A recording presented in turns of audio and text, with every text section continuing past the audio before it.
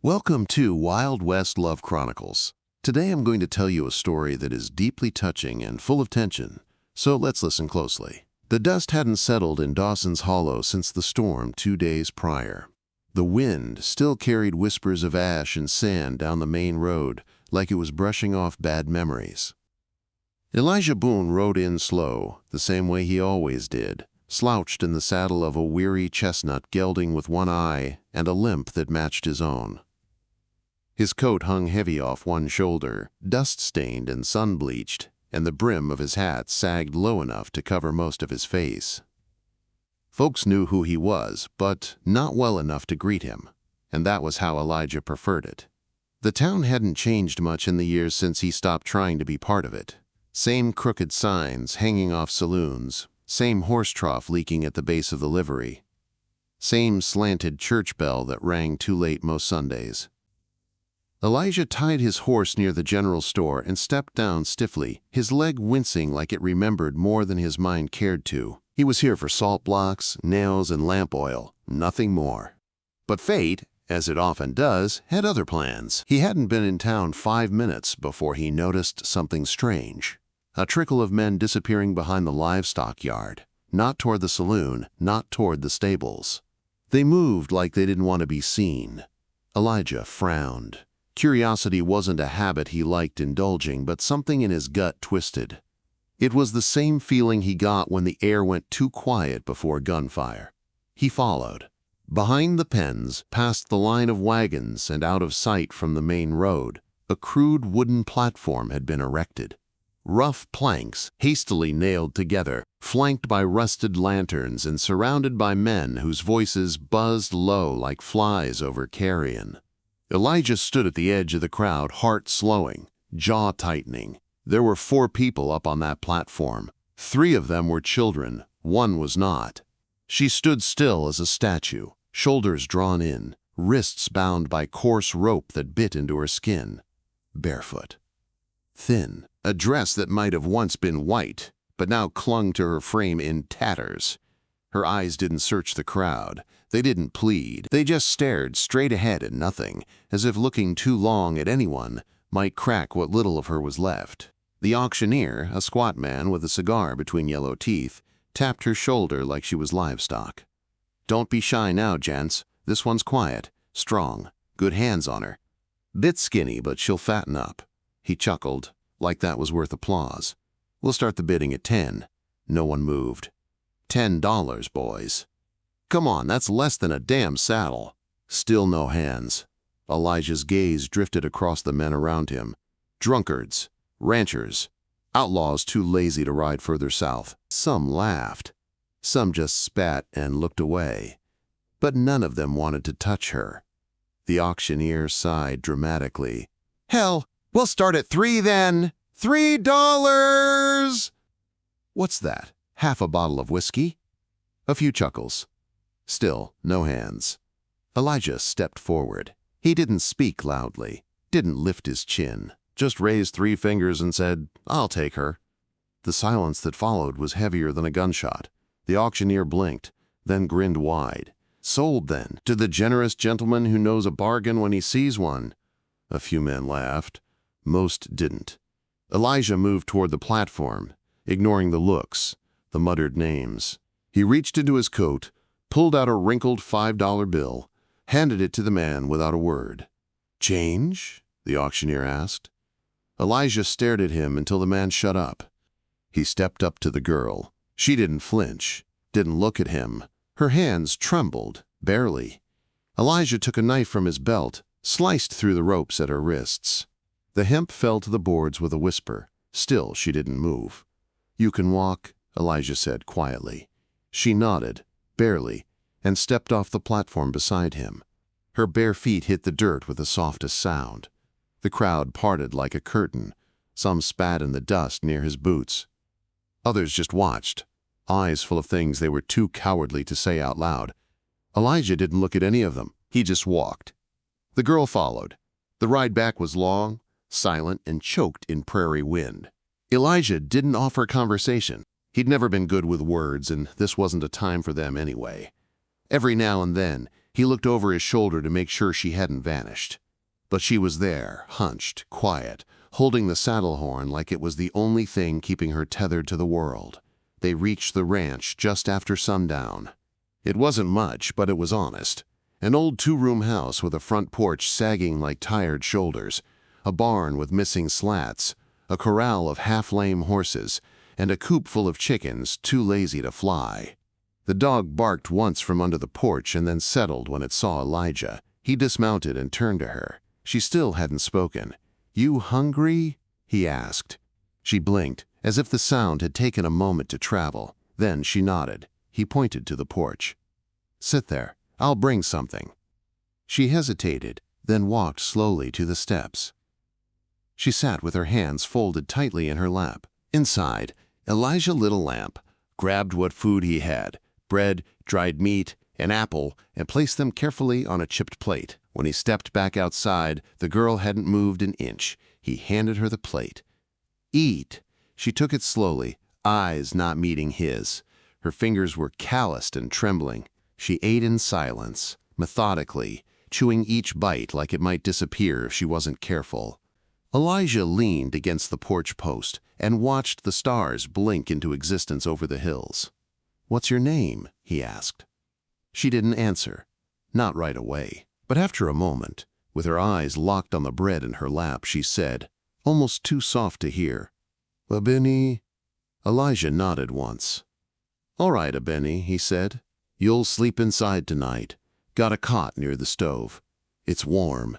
Ain't much, but you'll be safe." She paused, then nodded again.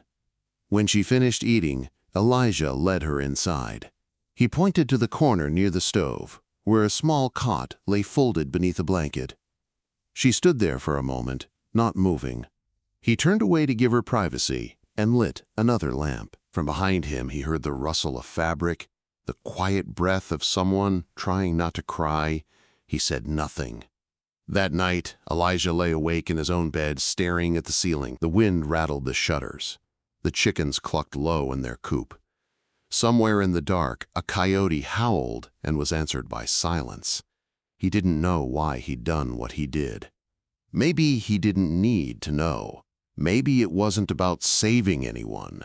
Maybe it was just about making sure something in this broken world made sense again. In the corner, Abeni slept, curled up tightly, her hands still balled into fists, even in rest.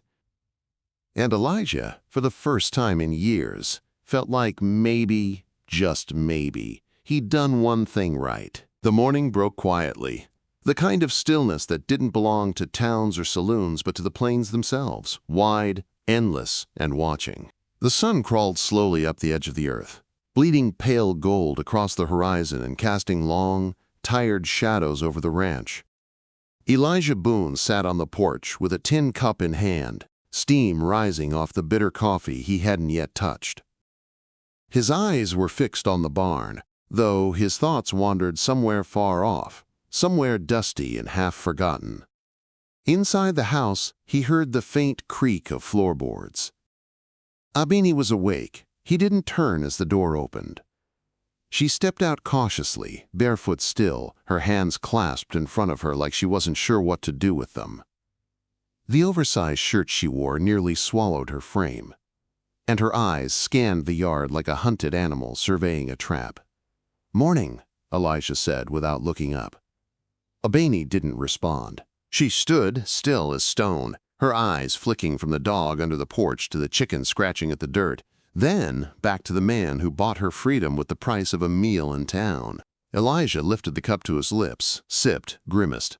"Coffee's terrible, but warm." Still nothing. He wasn't surprised.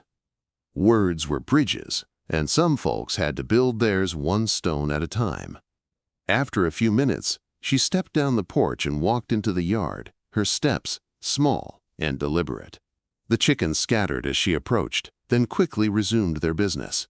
She crouched beside them, watching, as if she couldn't quite believe the quietness of the moment. Elijah watched her over the rim of his cup. She moved like someone used to punishment, careful, controlled, shoulders always half-tensed. It would take time. By noon, Abeni had helped fetch water from the pump and fed the horses without being asked. She didn't speak, but she watched closely. How Elijah saddled his mount, how he worked the latch on the barn door, how he carried tools on his belt. She watched and learned. That was something. The ranch hands didn't come out that day. Elijah hadn't told them about Abeni yet. There was no need. He wasn't ready to explain something that didn't need explaining. That evening, he found her in the corral, standing near the youngest of the horses, a lanky, curious filly named Junebug. The animal sniffed Abeni's hand and nudged it gently. She smiled, just barely.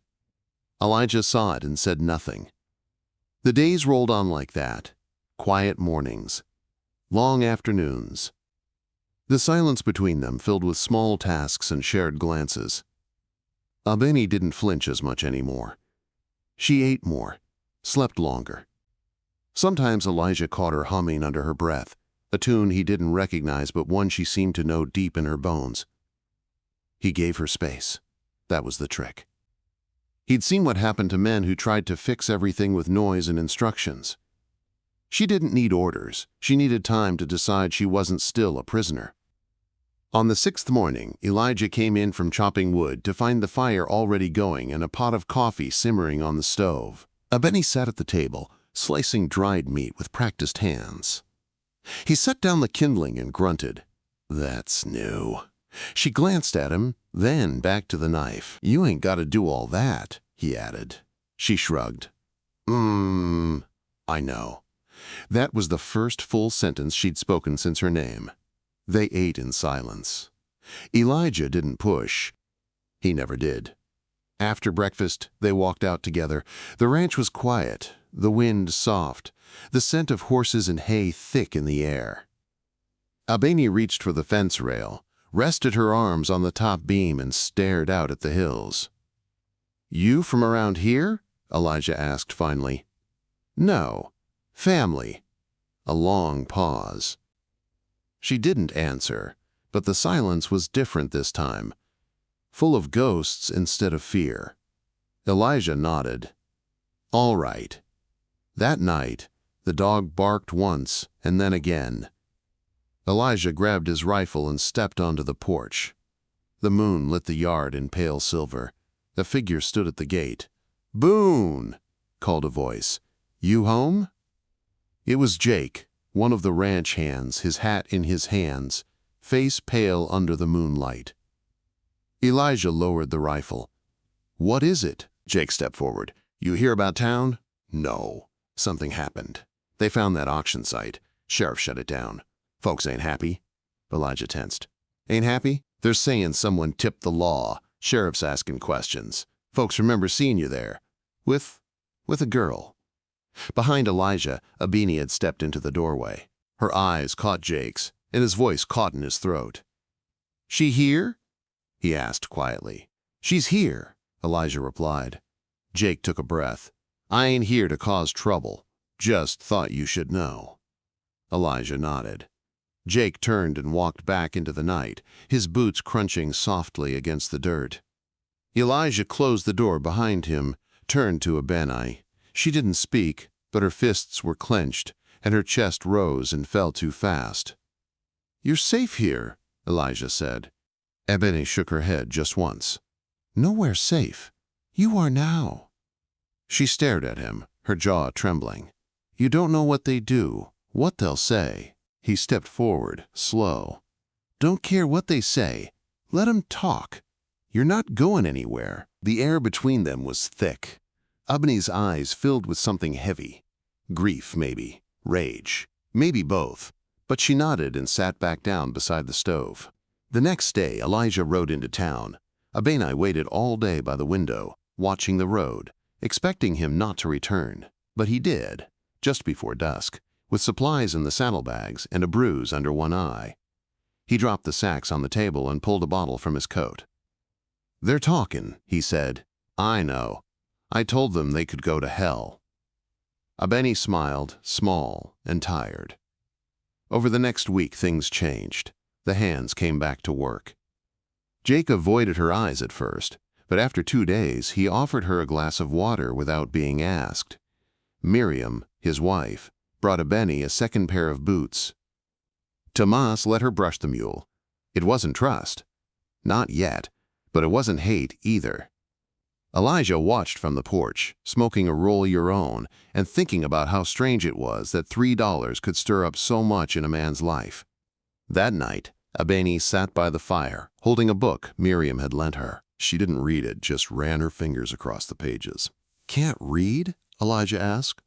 She looked at him, embarrassed. He stood, crossed the room, and knelt beside her. "Then I guess I'll teach you." Abeni stared at him for a long moment. "Why?" she whispered. Elijah shrugged. "Why not?" She closed the book gently. "No one ever asked me if I wanted to learn." "Well," he said, "I'm asking." And for the first time since she stepped off that auction platform, Abeni laughed. It was quiet, like a secret between friends, but it was real. Outside, the wind shifted over the hills, carrying the scent of rain and something else. A beginning. Inside, two people sat beneath a lamp, surrounded by wood and silence, and pages not yet read. And somewhere, deep inside Abeni, a wall began to fall. The sky rolled low with clouds that morning, not the kind that brought rain, but the kind that hovered like a warning. Elijah stood at the fence line, hammering a loose rail back into place while Abeni worked in the vegetable patch nearby, knees in the soil, sleeves rolled up past her elbows. Neither of them spoke. Lately, the silence between them had grown comfortable, not cold. They had found a rhythm to the days.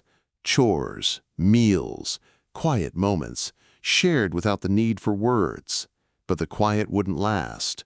They both felt it in the air.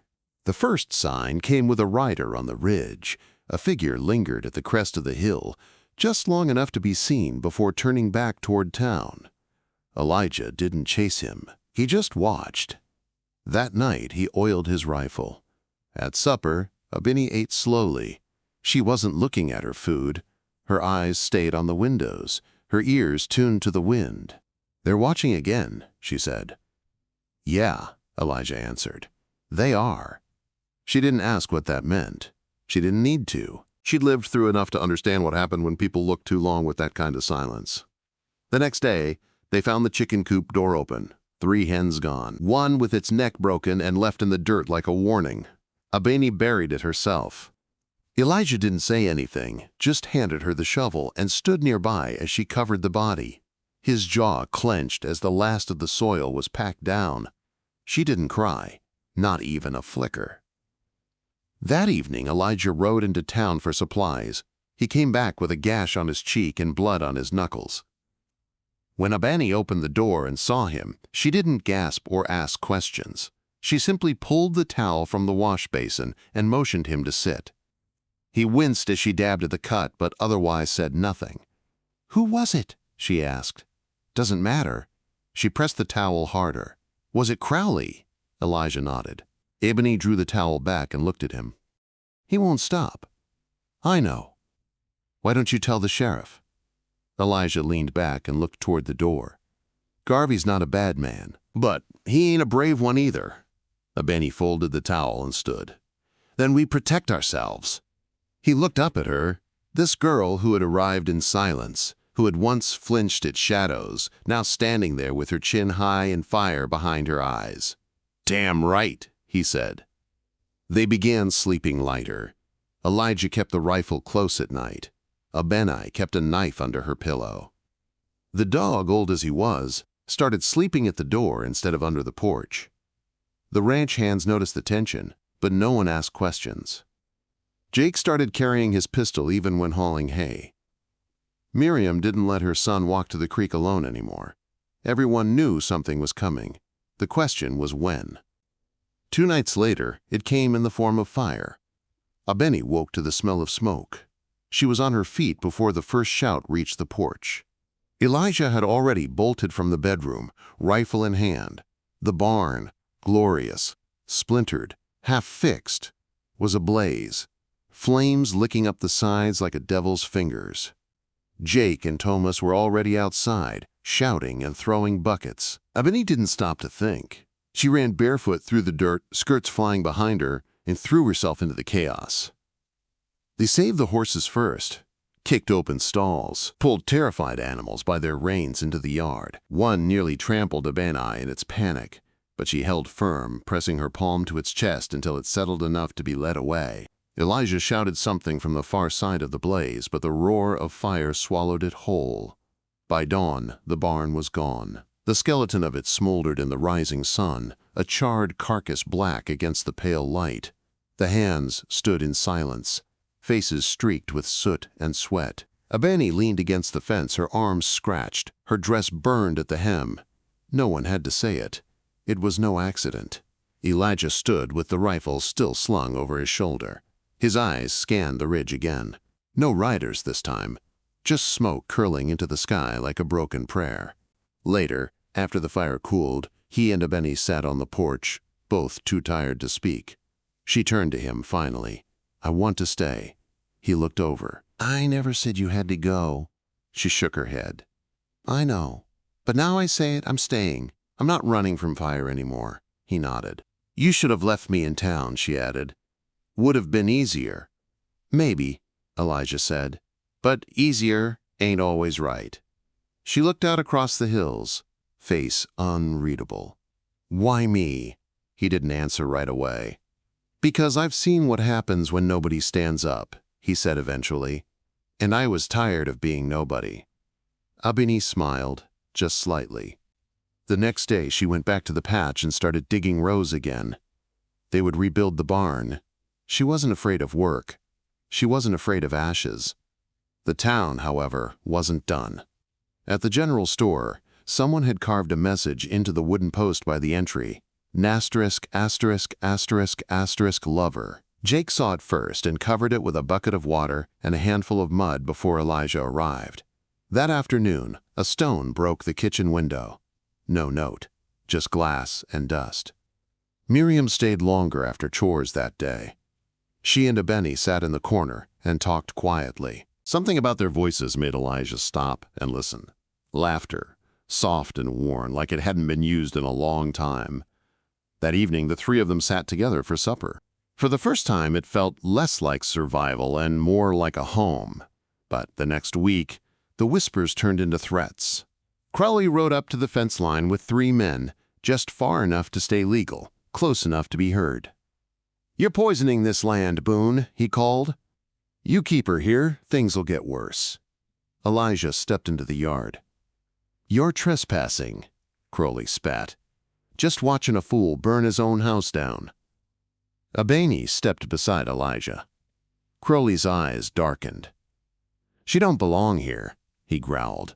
"She belongs wherever she damn well pleases," Elijah replied. Crowley turned his horse. "Then she can watch you burn next." That night, Abeni didn't sleep. She sat by the window, knife in her lap, eyes locked on the hills. The fire hadn't taken her. The threats wouldn't either. Elijah didn't try to stop her. He simply sat beside her, his rifle across his knees. In that quiet, they didn't need to speak. Everything was understood. They were no longer afraid of the town. They were waiting for it. And they would be ready. The dawn came slower that morning, like even the sun didn't want to rise on what it already knew was coming. Abeni was up before the first coyote cry faded into the hills. She stood barefoot on the porch, eyes fixed on the eastern horizon, where a faint red glow threatened to spill light over the landscape like blood from an old wound. Elijah came out quietly, carrying 2 mugs. The steam curled upward between them, mixing with the chill that hung in the air. He didn't speak. He just handed her one, and she took it, wrapping both hands around the cup, as if it might steady the tremble she tried so hard to hide. "I had a dream," she said. "Bad one?" "No, not bad, just loud." He waited. There was thunder, but it wasn't rain. It was hooves, and fire, and voices, all of them shouting, but I didn't run. I stood in the storm and didn't move. Elijah took a long sip of his coffee. "Dreams got a way of seeing things before we do." Abani turned to him. "You think they'll come?" "They already have. Now they'll just bring more." He didn't say it with fear, just fact. They went about the morning as if it were any other. Abeni gathered eggs, fed the mule, checked the fences. Elijah patched the lean-to beside the barn. Jake and Tomas sharpened tools with their eyes always scanning the distance. Miriam cleaned the rifle she usually kept stashed behind the flour sacks. The wind picked up around noon, and with it came the smell of smoke. Not fresh, not from their land, but distant, carried from town. Someone had lit something early. It was a signal. By the time the sun hit its highest point, the rumble began, faint at first, like a dying drumbeat in a far canyon. But it grew, hooves, dozens. Abani stood near the well, with her braid falling loose down her back, her apron still wet from scrubbing the trough. Elijah emerged from the house with his rifle slung low. He didn't say anything. He didn't need to. The dust cloud appeared like a bruise across the earth. Abeni could count 20 men at first, then 30, more as the line stretched behind them. Banners of red dust rose up in their wake. Some rode with their hats down low, bandanas covering their faces. Others had rifles strapped across their chests. A few carried torches. "They brought fire," she said. "They'll find nothing but stone," Elijah replied. Jake and Tomas stood at the porch steps. Miriam moved inside and came back with a second rifle, handing it to Abeni. "You know how to hold it?" Miriam asked. Abeni looked at her. "I don't plan to drop it." The horses came to a stop 100 yards from the house. Crowley led the front, tall in the saddle, his coat flapping behind him like a preacher's robe. Sheriff Tom Garvey rode beside him. Not as tall, not as proud, his hat in his hands. Elijah stepped forward, just enough to be seen, but not so far that they could forget where his line began. Crowley raised a hand. The mob fell still. "Boone!" he called. "We've been patient, but it ends today." Elijah didn't flinch. "You're trespassing. You brought this on yourself, you and that girl. She's a woman." Crowley spit into the dirt. "She's a curse on this land. You can't change what people are." "I didn't," Elijah said. "She did." Crowley leaned forward in his saddle. "You got two choices, hand her over, or we take her." Garvey shifted in his saddle but said nothing. Behind Elijah, Abeni stepped forward, rifle in her hands, eyes sharp as cut obsidian. "You think I'll let you?" she asked. Crowley stared at her. "Girl, you don't know what this town will do." "I do. I lived it." The mob stirred. "I know what men like you do when the law ain't watching. I've seen the fire. The ropes, I've heard the laughter when the screaming stopped. But I'm not that girl anymore. You call me curse? Then I'll be your reckoning." Someone in the crowd muttered. Another lowered their gun. Abeni walked slowly to Elijah's side. Her voice was steady, clear. "You think I was bought. That $3 made me yours, but that was the price of your shame, not mine." Garvey cleared his throat. His voice wavered. "Elijah, maybe if she left quietly, maybe this doesn't have to turn." Abeni looked at him. "You've known what's right for a long time, Sheriff, but you've been too scared to speak it. Are you scared now?" The sheriff looked around at the crowd, saw the faces twisted by fear, not hate. Young boys who'd never held a gun outside a hunt, old men with shaking hands. He looked back at her, then at Elijah. Then he did something no one expected. He dismounted, the crowd murmured. Garvey walked slowly to stand beside Elijah and Abeni. "You'll have to go through me, too," he said. Crowley snarled. "You just threw your badge in the dirt, Tom." "No," Garvey said. "I finally picked it up." The silence that followed stretched long enough to crack stone. Crowley's horse shifted beneath him. Behind him, one rider turned and began to back away. Then another. Then 2 more. The crowd began to scatter. Crowley screamed after them, cursing, threatening, but no one answered. And then, in the heat of that burning sun, with the dust still in the air, Crowley did the one thing he swore he never would. He ran. When it was over, the sheriff turned to Abeni. "I'm sorry," he said. She nodded once. "Then change things, not just for me." "I will," he said, and she believed him. That night, the stars came out early. The sky above the ranch stretched wider than it ever had, unbroken by smoke, unthreatened by fire. The wind blew soft, peaceful. Elijah sat on the porch, his rifle leaning against the wall beside him. Abeni stepped out with a blanket and draped it over his shoulders. "You did good," he said. "So did you." He smiled. "Not bad for a couple of folks who just wanted to be left alone." She laughed, just once, then sat beside him. And for the first time she let her head rest on his shoulder. He didn't move. The land was quiet. The ranch still stood. And in the silence between heartbeats, something new began. Not survival, not fear, but life. Rain fell gently on the old porch roof, soft as breath, tapping a rhythm like fingers on wood. The land had changed. The sky stretched a little clearer now. The grass, once trampled by boots and scorched by hatred, had grown back, greener. The fields whispered again with the wind, and not with warnings. The fire that had nearly swallowed the barn was a memory now. Charred beams rebuilt, fresh timber standing strong where ruin once lived. And at the center of it all stood Abeni. She wasn't the same girl who had stood trembling on a splintered auction block, too afraid to meet the eyes of strangers. She wasn't the girl who flinched at every sudden movement or moved quietly as if trying to disappear. No, she stood straight now, shoulders back, chin high. She wore a wide-brimmed hat that shaded her brow and a leather belt that carried keys to every lock on the ranch. And those keys opened doors only she now owned. Elijah sat on the porch, older by months that felt like years, a pipe resting in his hand though it wasn't lit. He watched her cross the yard with a ledger in her arm and her boots kicking up tiny sprays of rain from the puddles. She moved like the land itself knew her. The chickens clucked and scattered out of her way. The horses raised their heads at the sound of her voice. Even the dog, who had grown slower in the knees, followed her still. "Fence needs reinforcing on the north line," she said, as she climbed the porch steps. "You told me that yesterday, and you didn't fix it yesterday." Elijah grunted. "You ever miss the days when I ran this place?" "No," she said, "I don't." He smiled.